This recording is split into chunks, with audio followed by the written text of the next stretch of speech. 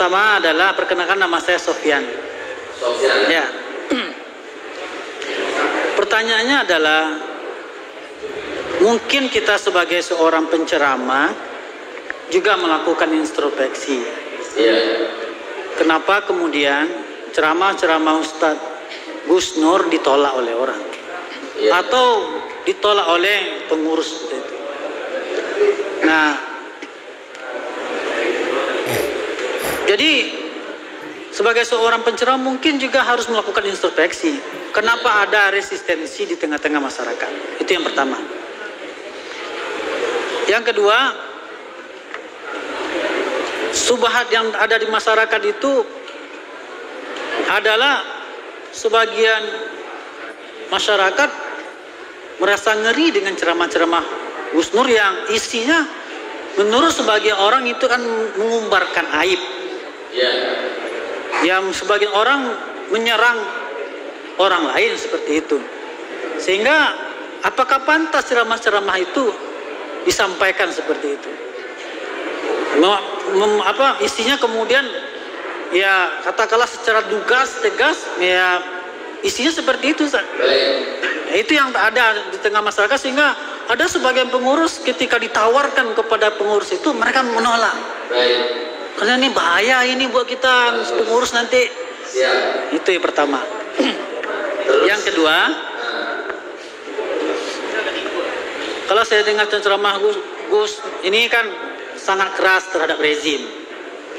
Pertanyaannya adalah, seberapa ngerinya kondisi negara ini sehingga Gus Nur tanpa takut-takutnya di mana saja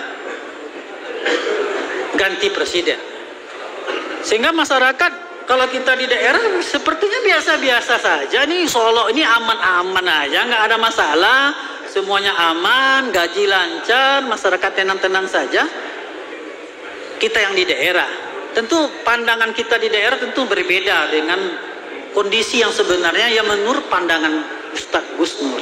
Sejauh mana kegentingan negeri ini menurut Ustadz sehingga Gus Nur begitu sangat kekehnya agar rezim ini diganti? Karena kami melihat belum ada nampak sejauh mana pentingnya.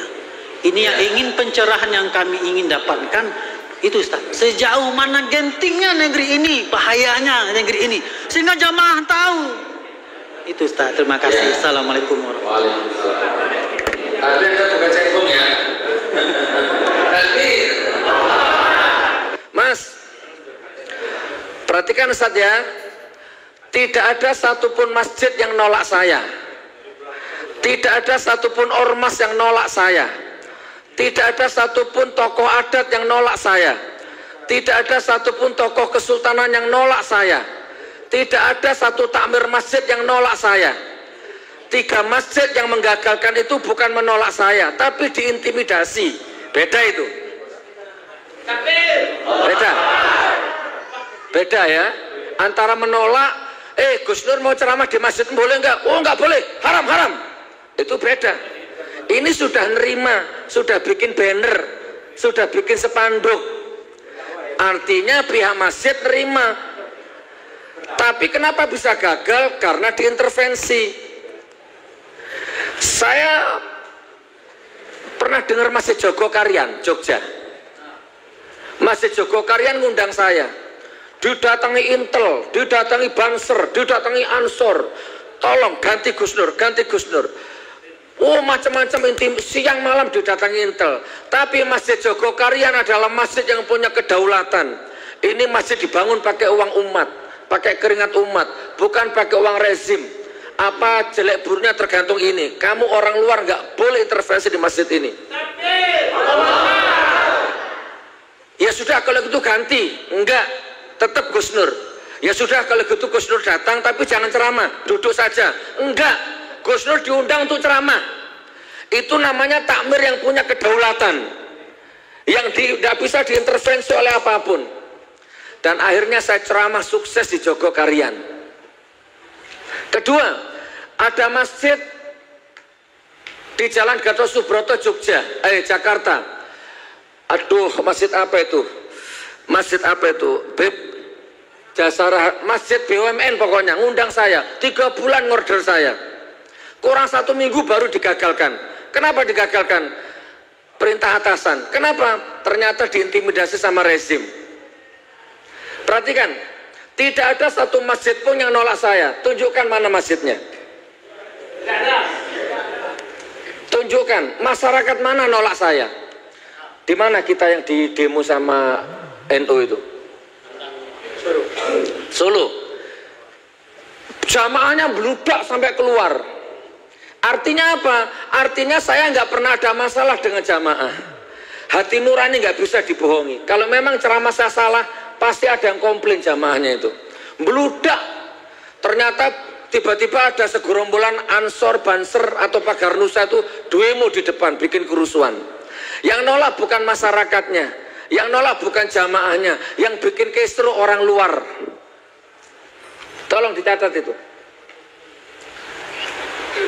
Islam Nusantara ditolak di Langkat, Ansor Banser diusir di Langkat.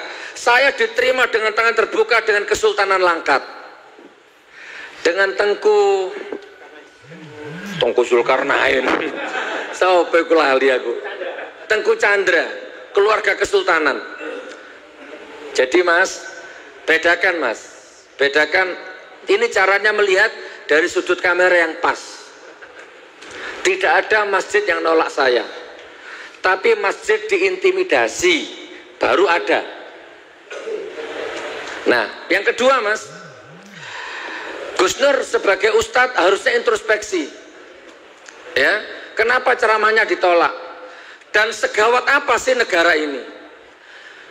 Jawaban yang pertama, introspeksi itu sudah bagian dari naluri saya.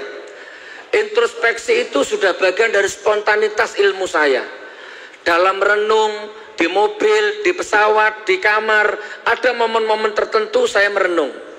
Dan memang tidak masuk Metro TV waktu saya merenung itu. Saya nggak pernah waktu gini tuh. Itu tidak pernah difoto. Tapi setiap manusia itu diciptakan sama Allah lengkap dengan hati nuraninya. Yang namanya hati nurani itu nggak mau dibohongi dan nggak mau berbohong. Ada kalanya saya merenung, ada kalanya introspeksi, dan akhirnya tidak akan saya ulangi kalau itu memang salah di mata saya, apalagi salah di mata orang yang mengkritik saya. Saya sering kok dikritik, Gus ini salah, Gus ini salah. Saya renung, oh iya. Saya turut, saya masukkan, saya terima, dan tidak saya ulang lagi. Itu sudah otomatis. Jadi merenung, introspeksi, itu sudah otomatis. Itu jawabannya. Sama dengan, Gus kalau lapar makan. Kalau lapar gak usah disuruh, tak makan sendiri. Gus kalau ngantuk tidur, gak usah disuruh, kalau aku ngantuk tak tidur sendiri. Itu sudah naluri manusia. Saya hidup penuh dengan introspeksi. Saya hidup penuh dengan perenungan-perenungan. Itu poin yang pertama. Kalau saya nggak bisa introspeksi Mas, istri saya nggak 3 Mas. Istri saya 3, itu berarti saya bisa merenung, bisa introspeksi. Apalagi ya? Takbir. Oke, poin pertama. Poin kedua, jangan-jangan ceramahnya Gus Nur ini keras, apa kasar. Saudaraku, kasih waktu 2 jam saya, 3 jam sampai maghrib bila perlu, tak buka semua. Sebenarnya nggak usah dibuka, Anda tahu. Janji BBM dan naik, ternyata naik. Nggak masalah naik, mau naik 50.000 tak beli. Mau 100.000 tak beli, bukan masalah naiknya. Sudah terlanjur janji nggak naik, kok naik. Bahkan naiknya 12 kali tengah malam nggak pamit-pamit sama rakyat. Sementara dulu waktu SBY jadi presiden, 1 kali naik PDI-nya ribut jadi se-Indonesia Raya. Janji nggak mau cabut subsidi, ternyata dicabut. Janji nggak mau naik listrik, ternyata naik. Ya, 2012 SMK akan keluar, nggak ada. 2000 berapa? Sampai 2 tahun janji lagi, sampai sekarang SMK-nya nggak ada. Janji nggak impor apa-apa. Ini apa ini, negara besar kok apa-apa impor? Dagang impor, beras impor, bawang impor. Ini ada yang salah ini. Kalau saya jadi presiden, menterinya saya pecat itu nanti. Begitu jadi presiden, pacul aja impor. Garam aja import. Sebentar, saya tuntaskan jawabannya. Terlalu munafik, terlalu pendusta, terlalu banyak bohongnya. Ya, bohongnya bukannya sekedar wilayah ekonomi, tapi sudah wilayah hukum, bahkan wilayah ranah ibadah. Sholat pun dipakai alat bohong.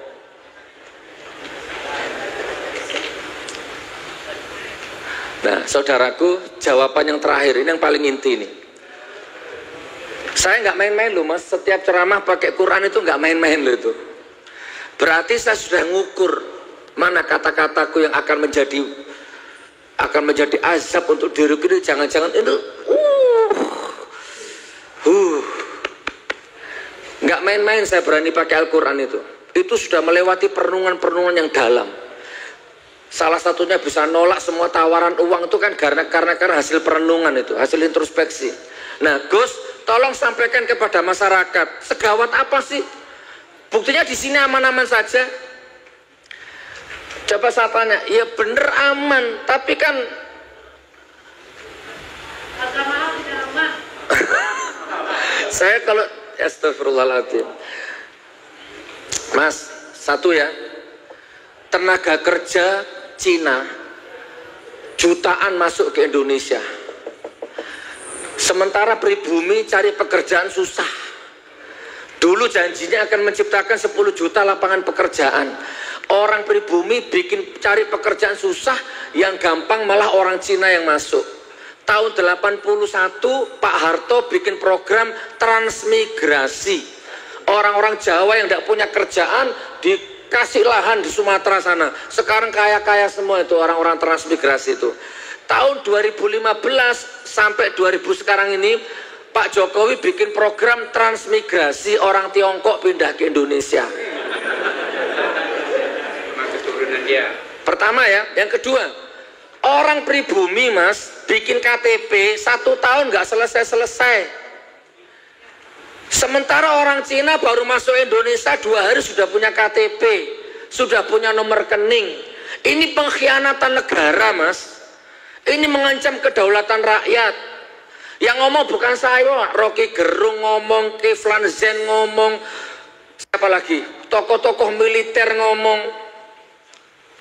Sebentar, sambil saya urai pelan-pelan. Tiap hari itu ada orang Cina itu di Cengkareng itu, kan sudah sering di YouTube saya bahas.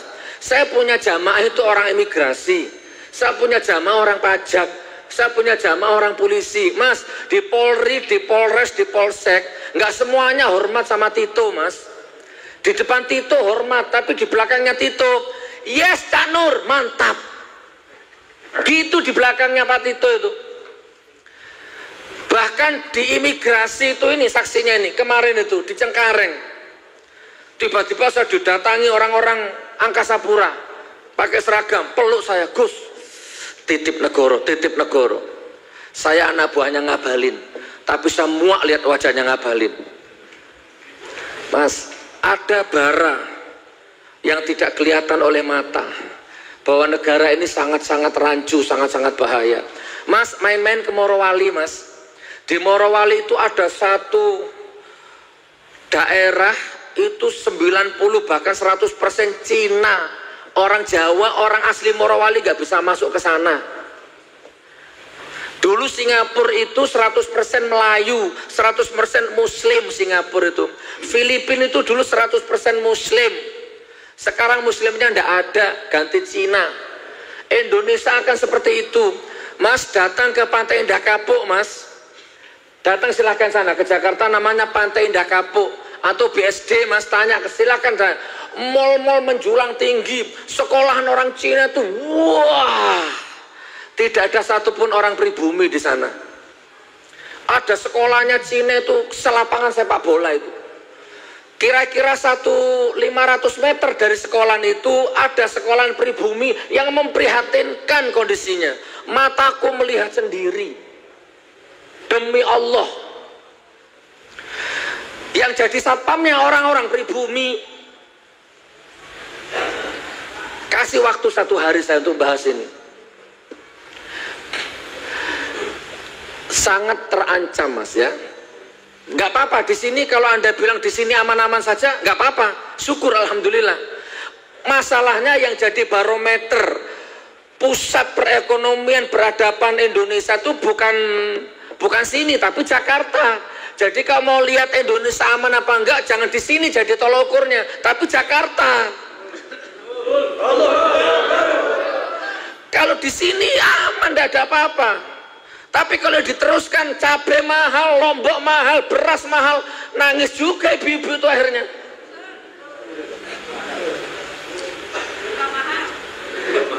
Jadi kalau lihat negara ini aman apa tidak, jangan tolok ukurnya di sini, kecamatan, tapi tolok ukurnya Jakarta.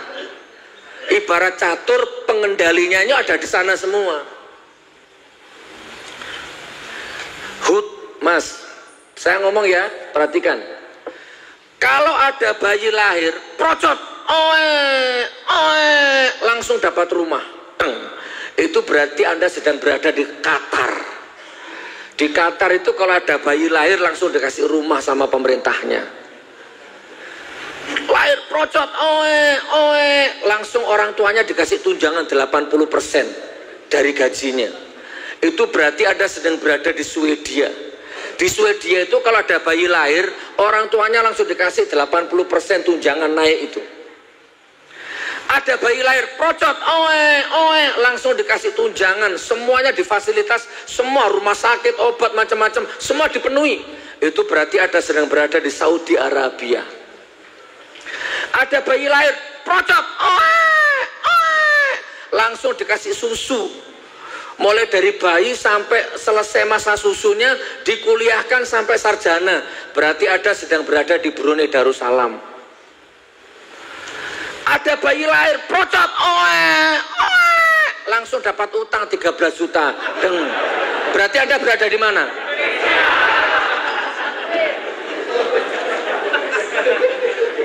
Ini fakta. Jangan enak-enak, anak cucumu sudah nanggung beban utang 13 juta. Ini kalau kita alirkan ke Al-Quran, Mas, nggak mampu otaknya Anda berpikir. Ini kalau kita kembalikan ke Al-Quran, rezim ini akan ditenggelamkan sama Allah sehancur-hancurnya. Kenapa? Karena rezim ini sekarang sudah dijerat sama riba, rentenir dunia, riba yang hukumnya setara menzinai ibu kandung sendiri. Itu paling kecil dosanya riba itu. Itu kalau dikembalikan ke Al-Quran. Bayar bunganya saja itu masih ngutang, Mas. Itu bayar bunganya saja. Masa Anda bangga punya negara sekaya ini dijerat utang seperti itu? Makanya uang haji dipakai, itu pun bangkrut, itu pun nggak pamit sama orang yang punya uang. Saya nggak tahu nanti endingnya bagaimana ini, berapa jamaah yang akan nggak berangkat nanti ini. Uangnya sudah dipakai untuk infrastruktur. BPJS, Mas, seluruh dokter Indonesia nangis memutus kontrak rumah sakit dengan BPJS karena sudah nggak ada uangnya. Artinya apa? BPJS-nya defisit dan bangkrut. Loh, utang triliunan, BPJS bangkrut, dana haji dipakai, lama-lama kota amal dipakai juga, belum teks amnesti, pajak rakyat dicekik, darah rakyat dihisap, darah rakyatnya sudah kering, air matanya dihisap, air mata sudah nanahnya dihisap, rakyatnya sudah gini-gini. Penguasanya nggak ada tanda-tanda taubatan nasuha. Gus, segawat apa sih negara ini? Dua, Mas. Yang pertama, secara duniawi negara ini akan dihancurkan sama Allah sehancur-hancurnya. Dari sisi akidah, dari sisi Al-Quran. Wa idza aradna an nuhlika qaryatan amarna mutrafiha fafasaku fiha fahaqqa 'alaihal qaulu fadammarnaha tadmiro. Al-Isra ayat 16. Bukan. Kalau aku akan hancurkan sebuah negeri, maka aku perintahkan orang yang berwenang di negeri itu untuk berlaku adil, menegakkan perintahku. Kalau dikembangkan, yang kaya menyayangi yang miskin. Kalau dikembangkan itu, penguasa umaroknya mengayomi rakyatnya. Tapi sayang, kata Allah, orang berwenang di negeri itu mendustaiku, mendurhakaiku, ya, melanggar perintahku. Maka berlakulah ayat-ayatku, Aku hancurkan negeri itu sehancur-hancurnya. Ini kalau dari segi ayat. Dan sudah terbukti Mas, Lombok, Palu, Bogor, Cirebon, Sukabumi, ini sudah terbukti. Sampai sehancur mana sih Gus? Ya ini sudah hancur. Apa nunggu di sini juga? Kan nggak mungkin toh. Naudzubillah min dzalik. Sudah cukup Palu, sudah cukup Cirebon, sudah cukup. Jangan nanya sehancur apa sih, segawat apa sih? Gawat sekali. Karena yang marah sudah Allah. Itu dari segi ayat. Kalau dari segi konstitusi, ya tadi itu Mas. Orang pribumi bikin KTP susah, cari kerjaan susah, sementara orang Cinanya bisa bikin KTP sendiri, punya rekening sendiri, bahkan bisa nyetak KTP sendiri. Ayo, sudah lihat videonya belum? Kemarin orang Cina digerebek, bisa nyetak KTP sendiri. Di Cengkareng ada orang Cina masuk bawa koper, di-scan, tuh ada senjata apinya, ada narkobanya, ada alat seknya, ditangkap sama petugas imigrasi, dibawa ke ruangan, diinterogasi. Akhirnya orang Cina telepon seseorang, wah cincong, wah ya, hayo, hayo. Nggak lama kemudian datang orang jemput, aman hilang bekasnya. Wallah. Belum dari PKI-nya. Ada tentara merahasia buku-buku PKI dipecat. Teramat sangat gawat Mas, teramat sangat gawat. Asar ya. Dikembangkan Mas, dikembangkan. Cukup lah. Oh masih lama.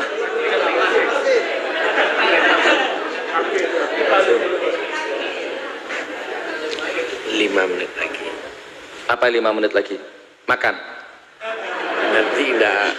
Oh iya. Roboh nanti. Oh iya. Coba bantu saya Mas, ingatkan saya melengkapi apa? Ayat sudah ayat. Nah LGBT Mas, negeri ini mendukung LGBT Mas. Nanti jangan-jangan seperti Sodom. Apa nunggu seperti Sodom? Dihancurkan sama Allah Nabi Lut. Dan itu sudah terjadi di Palu, tenggelam satu desa. Menteri agamanya mendukung LGBT, ini jangan diremehkan. Ribanya, mencekik utangnya. Astagfirullahaladzim. Saya tambahin. Iya.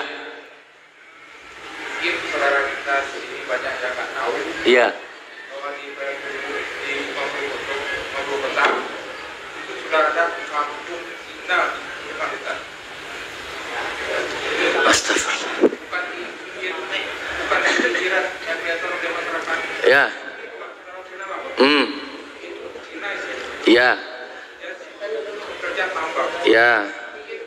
Di mana? Di mana? Payakumbuh. Ah, kemarin saya dapat WA di Semarang. Ah, kemarin ada orang, Gus, saya kira Gus Nur ini menebarkan kebencian. Ternyata benar di kampungku sendiri sekarang banyak Cina, Gus. Orang Semarang baru terbuka matanya. Bahaya saudaraku. Coba baca buku sejarah negara-negara yang dulunya jaya sekarang hancur. Itu kenapa kira-kira? Pertama karena ekonominya sudah nggak punya kedaulatan, sudah dicengkeram sama utang dan lain. Kedua banyak penyusup-penyusup.